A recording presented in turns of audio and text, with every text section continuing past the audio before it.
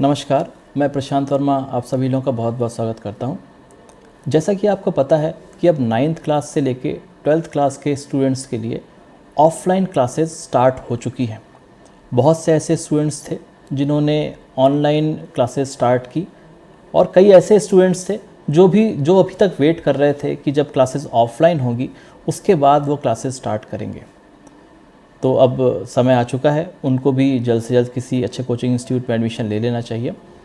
आज का ये जो वीडियो है मैं कोचिंग इंस्टीट्यूट्स के स्टूडेंट्स के लिए बना रहा हूँ ताकि उनको ये पता लग सके कि कोचिंग के दौरान उनको किन चीज़ों के ऊपर विशेष तौर पे ध्यान रखना है, जिससे वो जो भी प्रिपरेशन करने के लिए कोचिंग इंस्टीट्यूट्स में जा रहे हैं, चाहे वो आईआईटी हो, चाहे वो नीट हो या कोई भी कॉम्पिटिटिव एग्ज़ाम्स की प्रिपरेशन हो, उसको वो अफेक्टिवली कर सकें। तो चलिए शुरू करते हैं। स्टूडेंट्स के लिए एक हेल्दी रूटीन होना बहुत ज़रूरी है। हेल्दी रूटीन में 3 चीज़ें आती हैं। नंबर 1 एक्सरसाइज, यानी स्टूडेंट्स का जो भी पूरे दिन भर का जो रूटीन है उसमें एक्सरसाइज को ज़रूर इंक्लूड करना, यानी एक फ़िज़िकल एक्सरसाइज इनको ज़रूर करनी है, कुछ ना कुछ, जैसे योगा हो सकता है ना, आप कोई गेम खेलते हैं, फुटबॉल है, क्रिकेट है, ठीक है जी, उसके अलावा रनिंग हो सकती है, कोई भी फिज़िकल एक्टिविटी आपको करनी है, आधा घंटा 1 घंटा एटलीस्ट आपको जो है एक्सरसाइज के लिए निकालना है। अगर आप एक्सरसाइज करेंगे तो ऑब्वियस सी बात है फिट रहेंगे, ठीक है, जिससे आपको हेल्प मिलेगी आपकी प्रिपरेशन को और अच्छे से करने के लिए।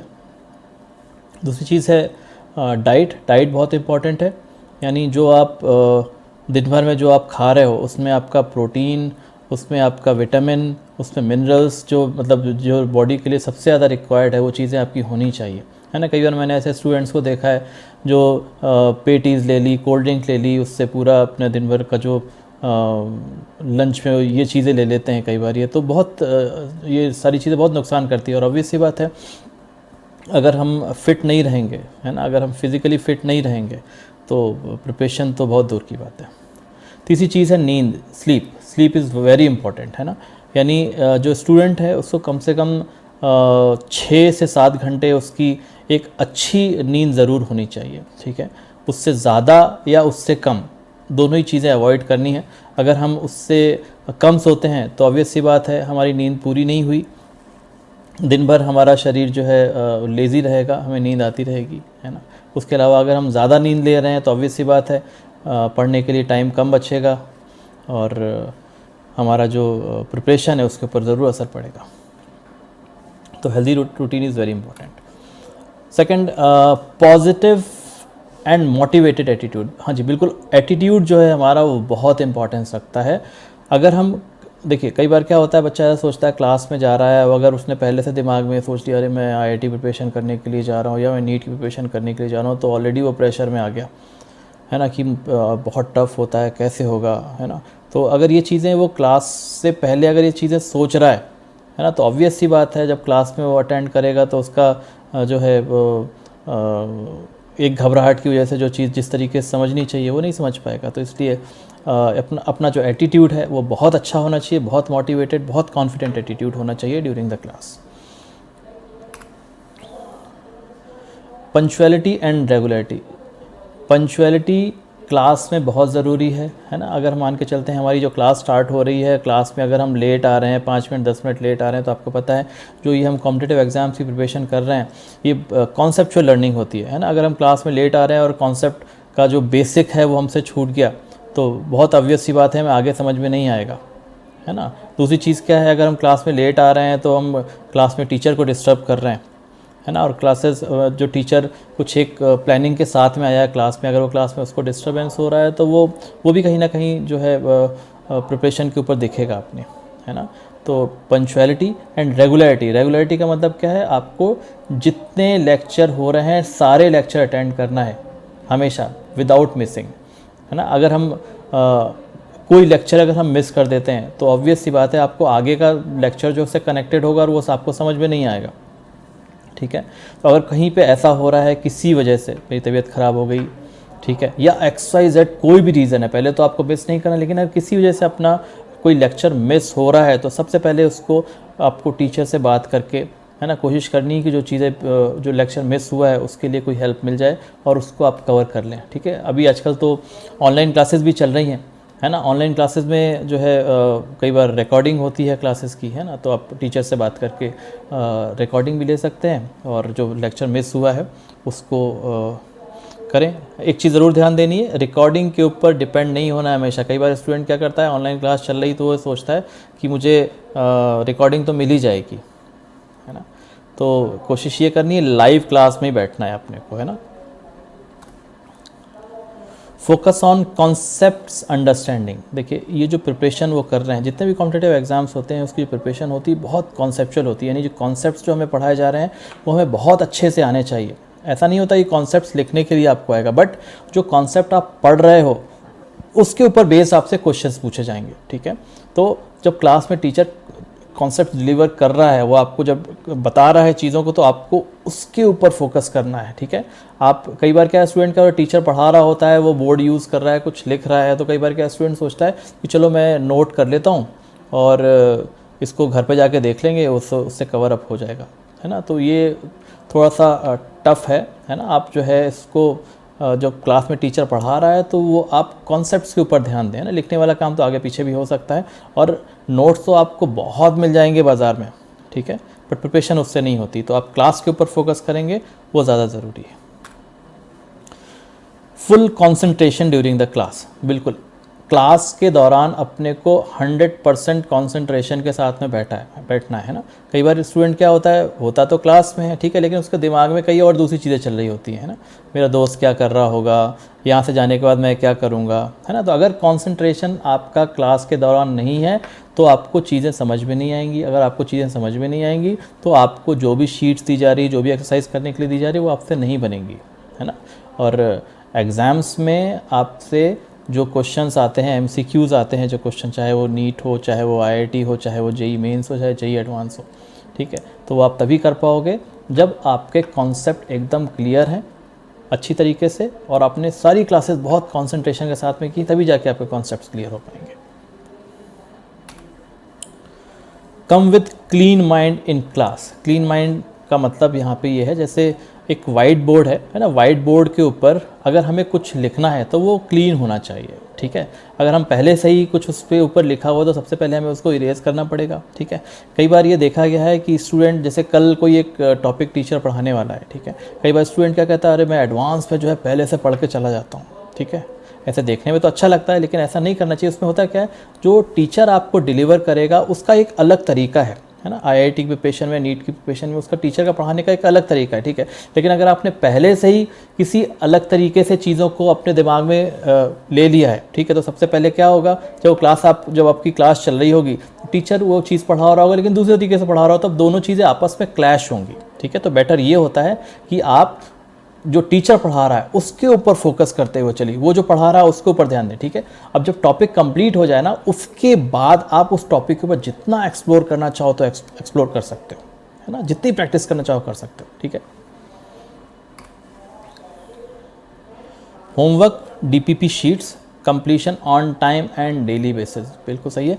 आपको क्लास के बाद जो होमवर्क दिया जाता है, जैसे IIT और नीट की प्रिपरेशन में यहाँ पे हम आपको DPPs देते हैं, है ना। DPP यानी डेली प्रैक्टिस पेपर, शीट्स दी जाती है, एक्सरसाइज 1, एक्सरसाइज 2, एक्सरसाइज 3, इस तरीके से एक्सरसाइजेज दी जाती हैं, ठीक है। ये चीज़ें जो है आपको डेली करना है, रेगुलर, है ना। उसको ऐसा नहीं कर सकते कि भाई अभी मिली है चलो एक हफ्ते बाद कर लेंगे, 10 दिन बाद कर लेंगे, ठीक है। होगा क्या कि जो आपको शीट्स और DPPs दी जा रही है ना, उसके बाद आप उन क्वेश्चंस को अटैम्प्ट करोगे, ठीक है। मान के चलते हैं किसी DPP में आपको 20 क्वेश्चन दिए गए, ठीक है। अब मान के चलो आपने 20 में से 18 क्वेश्चन कर लिया, अब आपको 2 क्वेश्चन नहीं आ रहे हैं, ठीक है। और कल टीचर ने बोला कि मैं कल उस शीट को डिस्कस करूंगा, तो आपको जो प्रॉब्लम होगी, जो 2 क्वेश्चन नहीं आ रहे, जब क्लास में डिस्कशन हो रहा होगा तो आपके वो क्वेश्चंस भी क्लियर हो जाएंगे, ठीक है ना। तो अपने को रेगुलरली करना है, चीज़ों को टाइम टू टाइम करते हुए चलना है और डेली बेसिस पे करना है ना। मेक शॉर्ट नोट्स, ठीक है। जैसे आप केमिस्ट्री की आप बात कर लें, केमिस्ट्री एक बहुत वास्ट सब्जेक्ट है। ऑर्गेनिक केमिस्ट्री है, इनऑर्गेनिक केमिस्ट्री है, फिजिकल केमिस्ट्री है ना। तो कई बार क्या होता है कि जैसे आज मान के चलते हैं मैं एग्ज़ाम देने के लिए जा रहा हूँ, ठीक है। अब मुझे ये पता होना चाहिए कि भाई मुझे इतना बड़ा सिलेबस देखना है, ठीक है, लेकिन मुझे थोड़ा सा टाइम मुझे मिल गया, मैं क्या करता हूँ, मैंने शॉर्ट नोट्स बना रखे हैं, मैं एक बार वो शॉर्ट नोट्स से मुझे पूरा का पूरा कॉन्सेप्ट समझ में आ जाएगा, ठीक है जी। तो शॉर्ट नोट्स बनाते हुए चलना है जो आपको हमेशा हेल्प करेंगे, है ना। आप पूरा सिलेबस एक बार में नहीं देख सकते, ठीक है। अगर शॉर्ट नोट्स आपके बने हुए हैं तो आपको काफ़ी हेल्पफुल रहेंगे। Maintain proper notes of all your DPP sheets solutions, ठीक है। आपको क्लासेस के बाद आपको यहाँ से शीट्स दी जाती हैं, डीपीपीज दी जाती हैं, जैसा कि अभी मैंने थोड़ी देर पहले बात की। ये डीपीपी और शीट्स को आपको प्रॉपर मेंटेन करके रखना है ना। यानी जो इसके सॉल्यूशंस हैं या जो शीट्स हैं उसको प्रॉपरली एकदम अच्छी तरीके से मेंटेन करके रखें, क्योंकि ये प्रिपरेशन ऐसी नहीं है कि अभी हुई 1 महीने बाद वो ख़त्म हो गया, ऐसा नहीं है। आपको पूरा 11th पढ़ा आपने, पूरा 12th पढ़ा आपने, उसके बाद आपके एग्ज़ाम्स होंगे, ठीक है। अब मान के चलो कुछ ऐसा टॉपिक है जो आपने 11th में कहीं पे पढ़ा हुआ था, अगर आपने उसको सही तरीके से मेंटेन करके नहीं रखा है, कोई क्वेश्चन के बारे में आप सोचा, जो शीट का एक क्वेश्चन देखा वो कैसे होगा पता ही नहीं है हमें, ठीक है। तो आप अगर आपने प्रॉपर्ली अच्छे से मेंटेन करके रखा हुआ है तो आप उसमें देख सकते हो कि हाँ ये क्वेश्चन इस तरीके से हुआ था, है ना। तो proper maintenance of sheets and DPPs are also very important. देखिए जो ये अपनी प्रिपरेशन होती है, आईआईटी है, नीट है, ये जो प्रिपरेशन होती है,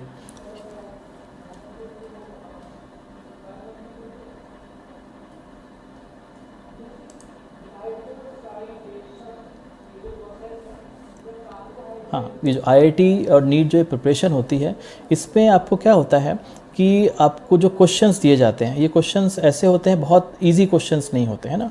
और जनरली क्या होता है कि कई क्वेश्चंस तो ऐसे होते हैं जो आसान होते हैं, जो सारे बच्चे करते हैं, लेकिन कुछ क्वेश्चंस ऐसे होते हैं जो अच्छे लेवल के होते हैं, ठीक है। अब बच्चे को शीट्स और डीपीपीज दी गई है ना, कुछ क्वेश्चंस ऐसे हो सकते हैं जो बच्चे से नहीं बने, ठीक है। तो उसके लिए बच्चे को ऐसा नहीं करना है कि एक बार उस क्वेश्चन को ट्राई किया, अगर उससे नहीं बना तो चलो उसने सोचा चलो छोड़ते हैं इसको, जो है हम टीचर से पूछ लेंगे, ठीक है। ऐसा नहीं करना है। उसे क्या करना है, वो जो क्वेश्चन उसको मिला हुआ है उसको एटलीस्ट 2 to 3 अटैम्प्ट देना है। पहले अटैम्प्ट में अगर उससे नहीं बना है ना तो उसको छोड़ के आगे बढ़ जाए, दूसरे क्वेश्चंस करे। नेक्स्ट सिटिंग में वापस से वो बैठे, कुछ अलग अप्रोच के साथ में वापस से उसको क्वेश्चन सॉल्व करने की कोशिश करे, है ना। हो सकता है उस समय बन जाए, हो सकता है नहीं भी बने, तो वापस जो है उसको इसी प्रोसीजर को वापस एक बार और कम से कम उसको दूसरी सिटिंग में आप ट्राई करोगे, है तो बहुत ज़्यादा पॉसिबिलिटी है। अगर हम 2 से 3 अटैम्प्ट लेते हैं अच्छी तरीके से तो बहुत से ऐसे क्वेश्चन होंगे जो आपसे सॉल्व हो जाएंगे, है ना। तो क्वेश्चन को बस देखते ही नहीं छोड़ देना है, उसको अटैम्प्ट करना है अपने को 2 से 3 बार कम से कम। Increase self study hours with full dedication, ठीक है। ये जो प्रिपरेशन हम करने के लिए आए हैं इसमें 2 चीज़ें अपने को देखनी है। सबसे पहली चीज़ तो कि हमको पढ़ना है ना, यानी जो हमारी जो पढ़ने के आवर्स हैं, है ना, जो स्टडी के आवर्स हैं वो अच्छे होने चाहिए। यानी क्लास के अलावा भी कम से कम 4 से 6 घंटे, डिपेंड करता है स्टूडेंट के ऊपर, है ना, 4 से 6 घंटे अपनी प्रिपरेशन कर रहे हैं। किसी बच्चे को उसी प्रिपरेशन के लिए 4 घंटे लग रहे हैं, हो सकता है किसी बच्चे को ज़्यादा भी लग सकते हैं, ठीक है। तो एक तो आपको जो है टाइम देना है, और ऐसा नहीं है कि हमने 1 हफ्ते बाद दे दिया, या स्कूल में हम थे तो लास्ट के 1 महीने पढ़ लेते थे काम हो जाता था, नहीं, आपको रेगुलरली जो है वो टाइम देना है, ठीक है।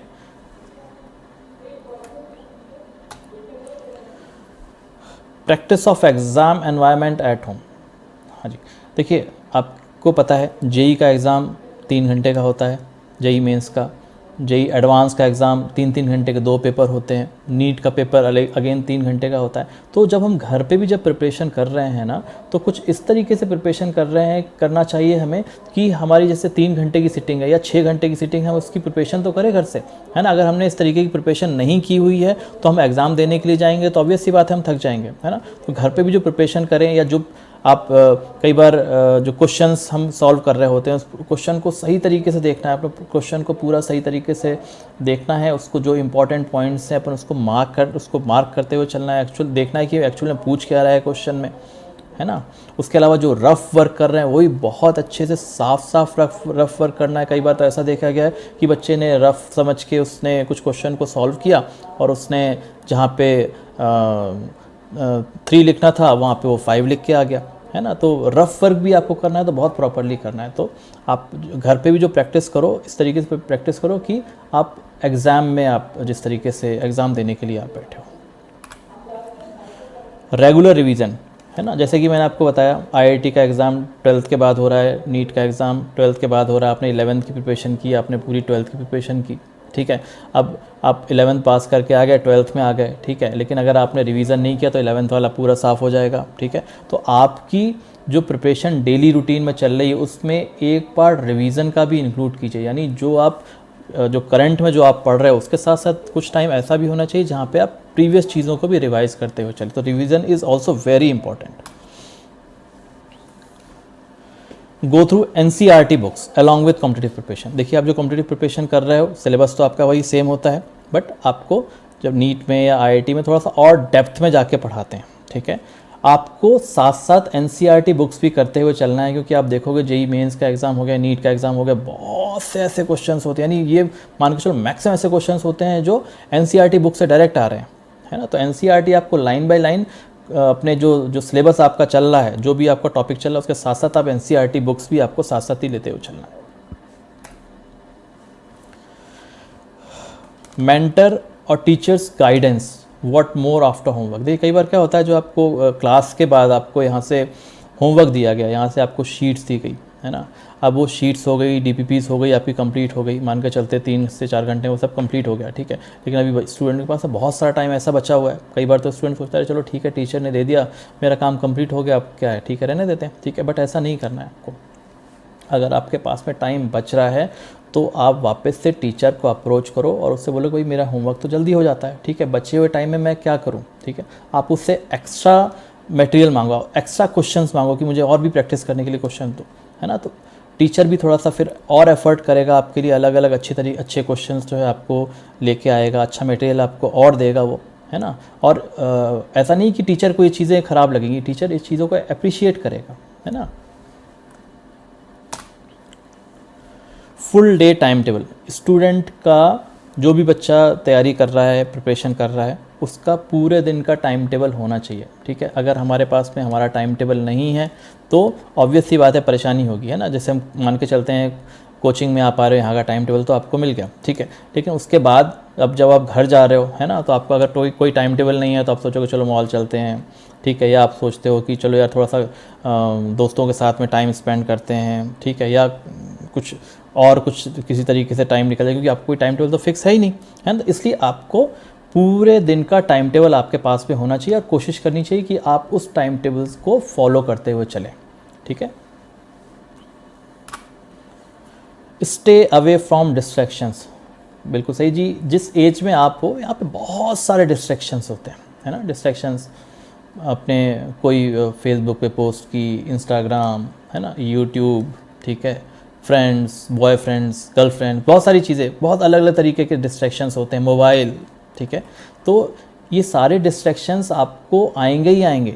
इसमें आपको अपने खुद की काउंसलिंग करनी है, आपको ये बोलना है कि अभी मेरी प्रिपरेशन चल रही है इस समय, है ना, ये जो ड्यूरेशन है ना, आपका मान के चलते आप 11th में हो और पूरा 11th पूरा 12th आपको इन डिस्ट्रैक्शन से एकदम दूर रहना है, क्योंकि आप जैसे ही किसी अच्छे कॉलेज में चले जाते हो, आईआईटीज़, एनआईटीज़, या आप अच्छे मेडिकल कॉलेज में चले जाते हो, आपको इस बाकी सब चीज़ों को खूब सारा समय मिलने वाला है ना। तो बस जिस समय आप प्रिपरेशन कर रहे हो उस समय आप अपने आप को काउंसिल करके रखो कि मुझे इन सारी चीज़ों से एकदम दूर रहना है। Maintain decorum in class. देखिए कई बार क्या होता है, क्लास के दौरान कुछ बच्चे ऐसे होते हैं जो बहुत डिस्टर्बेंस करते हैं। अब उस डिस्टर्बेंस की वजह से क्या टीचर भी जो है डिस्टर्ब हो जाता है ना। तो अब टीचर कोई माइंडसेट के साथ में आया, उसने सोच के रखा कि कुछ वो आपको नया अच्छे तरीके से कुछ और एग्जाम्पल के साथ में पढ़ाएगा, बट कई बार क्या है डिस्टर्बेंस की वजह से वो जो चीज़ें टीचर करना चाह रहा होता है वो चीज़ें नहीं हो पाती हैं। तो कोशिश ये करनी है कि प्रॉपर डेकोरम में खुद भी रहना है और कोशिश ये करनी है कि जो साथ के जो हमारे जो स्टूडेंट्स हैं उनको भी थोड़ा सा अब कोशिश ये करनी है कि किसी तरीके का कोई डिस्टर्बेंस नहीं हो क्लासेस में, तो प्रॉपर डेकोरम मेंटेन हो क्लास में।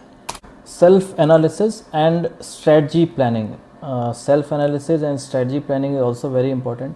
यानी जो बच्चे होते हैं कई बार एग्ज़ाम दे के आते हैं, एग्ज़ाम देने के बाद उनको वापस से पेपर को उन्हें रीअपियर करना है ना, जो क्वेश्चन पेपर होता है उसको वापस से रीअपियर करना है, और उनको ये चीज़ देखना है कि कौन से ऐसे क्वेश्चंस थे जो उनसे नहीं बन पाए, है ना। ताकि उनको पता लग सके भाई इस टॉपिक के क्वेश्चंस थे और वो उनसे नहीं बन सके, और वो वापस से उस टॉपिक को थोड़ा और अच्छे से जो प्रॉब्लम आ रही है ना, टॉपिक को और अच्छे से थोड़ा प्रिपेयर कर सकें, ताकि फ्यूचर में जो टेस्ट हों उसमें अच्छा परफॉर्म कर सकें। साथ साथ क्या है कि बच्चे जो है कुछ इस तरीके से अपनी खुद की स्ट्रेटजी प्लान करते हुए चलें, अपने खुद के छोटे छोटे से टारगेट दें, है ना। यानी जैसे कोई टॉपिक है, उन्होंने कुछ ऐसी प्लानिंग कर ली कि यार 2 दिन देता हूँ मैं इस पर्टिकुलर टॉपिक को और मुझे 2 दिन में टॉपिक पूरा का पूरा कवर अप कर लेना है, ठीक है।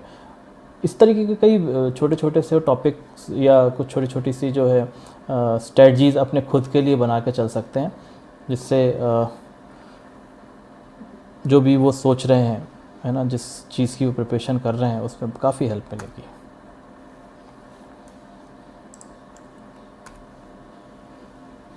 लेस फ्रेंड्स, बिल्कुल सही है जी। जनरली मैंने ये चीज़ देखी हुई है, फ्रेंड्स भी it's a part of distraction, है ना। कोशिश ये करनी है कि ड्यूरिंग द प्रिपरेशन, आपकी मान के चलते हैं आप 11th में हो, है ना, 11th एंड 12th 2 साल जो है कोशिश ये करनी है कि लिमिटेड फ्रेंडशिप रखनी है ना, क्योंकि जितने ज़्यादा फ्रेंड्स होंगे उतने ज़्यादा हमें टाइम स्पेंड करना पड़ेगा, ठीक है, और डिस्ट्रैक्शंस होंगे, ठीक है। अपना जो कंसंट्रेशन है वो थोड़ा सा उसमें प्रॉब्लम आएगी, है ना। तो कोशिश करनी है कि अभी जो है थोड़ा सा लिमिटेड फ्रेंड्स चाहिए। Boost your confidence after every failure. देखिए होता है क्या है, यहाँ पे जब आप प्रिपरेशन करेंगे तो प्रिपरेशन के बाद आपको जो है टाइम टू टाइम आपके टेस्ट लिए जाएंगे, ठीक है।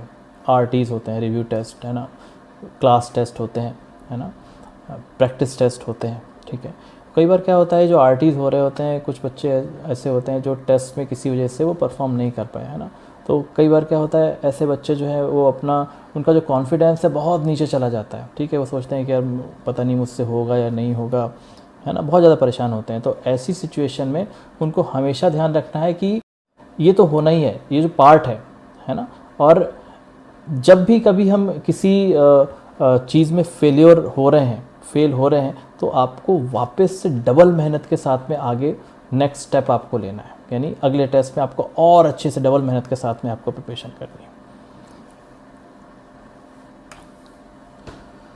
तो ये कुछ बेसिक चीज़ें थी जिसको अगर स्टूडेंट्स अपने डेली रूटीन में फॉलो करते हुए चलेंगे तो जो भी वो सोच के आए हैं, जिस भी प्रिपरेशन के लिए वो अपना माइंडसेट लेके आए हैं, चाहे वो IIT हो, चाहे वो नीट हो या कोई भी कॉम्पिटिटिव एग्ज़ाम्स हो, उसको अचीव करने में उनको काफ़ी हेल्प मिलेगी, ठीक है। उसके अलावा 1-2 चीज़ें और थी जो मैं आपसे शेयर करना चाह रहा था। जैसे कई बार क्या होता है, क्लास के बाद कुछ एक स्टूडेंट होते हैं, उन्होंने अपने क्लास के टीचर से तो पढ़ लिया, ठीक है, उसके बाद अगर उनको कुछ चीज़ समझ नहीं आ रही होती हैं तो वो क्या करते हैं कि वो YouTube पे लेक्चर देख रहे हैं, ठीक है, या किसी दूसरे से जो है वो हेल्प लेने की कोशिश कर रहे हैं। तो आपको कोशिश ये करनी है, आपको ऐसा नहीं करना है ना। आप अगर कहीं पे आपको कोई भी प्रॉब्लम फेस हो रही है तो आप अपने टीचर से बात कीजिए, क्योंकि हो सकता है टीचर ने आपको कुछ चीज़ें पढ़ाई हो, वो कुछ उसका तरीका अलग हो और आप कहीं YouTube पे देख रहे हो या कहीं और किसी और से पढ़ रहे हो, तो उससे क्या होगा कि आप कंफ्यूज हो जाओगे, ठीक है। तो बेस्ट वे ये है कि आप सिर्फ अपने टीचर से बात करें, ठीक है जी। तो ये कुछ चीज़ें हैं, इनको अगर बच्चे अच्छी तरीके से फॉलो करते हुए चलेंगे तो जो भी वो गोल लेकर आए हैं उसको वो अचीव कर पाएंगे। इसी के साथ जो है आज का ये जो वीडियो मैं ख़त्म कर रहा हूँ और एक्सपेक्ट करता हूँ कि अपने नेक्स्ट वीडियो में कुछ और अच्छी इन्फॉर्मेशन लेके आपके पास में आऊँगा। Thank you so much, all the best.